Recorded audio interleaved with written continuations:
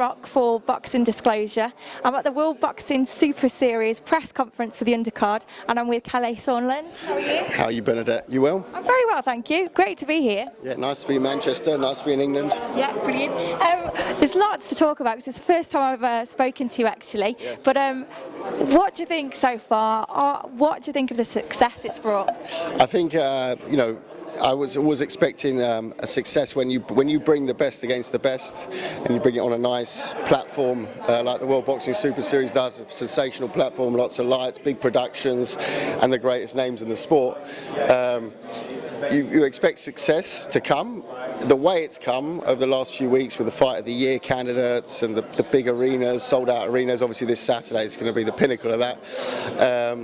It's great, yeah. It's just enjoyable, you know. So it's gone better than expected, would you say? Yeah, you know, I think it's one of the fastest growing brands in sport at the moment, and it's good fun. You know, we worked very hard, 4 years to set this up, and no, it's a very long time actually for a project, isn't it? Yeah, yeah. It was a lot of work going into it, and development especially on the brand side of things. The way that the concept is with the fixed walk-in times. It's a different approach to the sport, so it took a long time. Yeah, because obviously it's in all the different countries as well, so I bet that's been time, like a lot of work and time consuming, tiredness. Yeah, no, basically it took us, you know, we have to travel. We have 120 people that are working permanently on the project on site, so it's moving a lot of people from country to country, and we move with this. It's like a rock band. You know, we would take the whole setup and we just drive it from city to city. But when you're talking about Latvia, Sochi, Russia,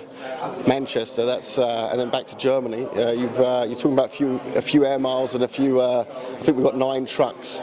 So those drivers, they deserve a mention as well. Brilliant. With obviously IFL TV, I will mention them of course. But I was speaking to Eddie Hearn. I had a little look the other day.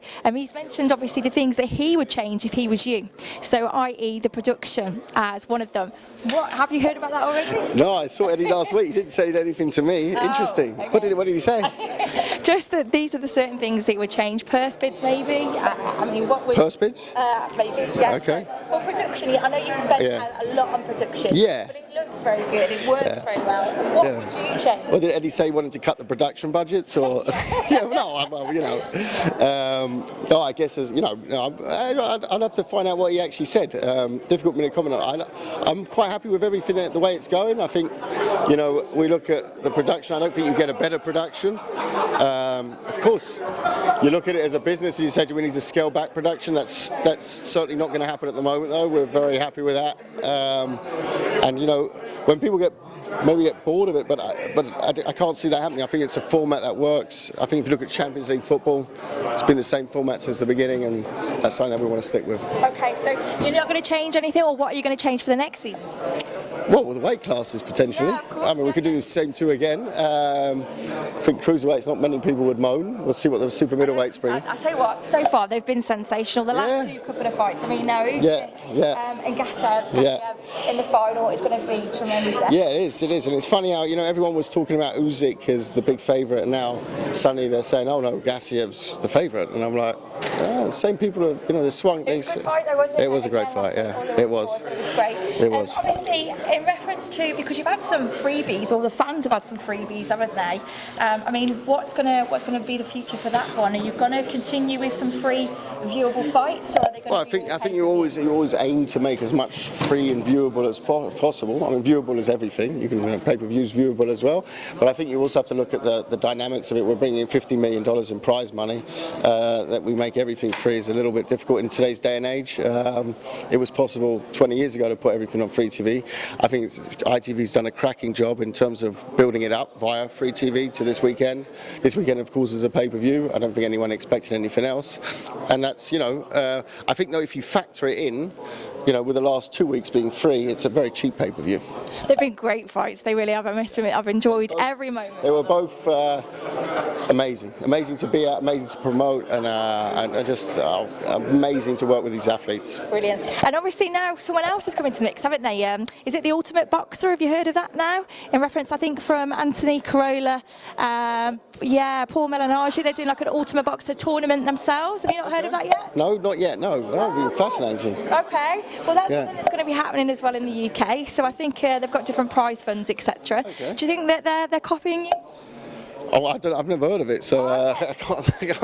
I can't say. No, listen, I don't think you can really copy this too easily.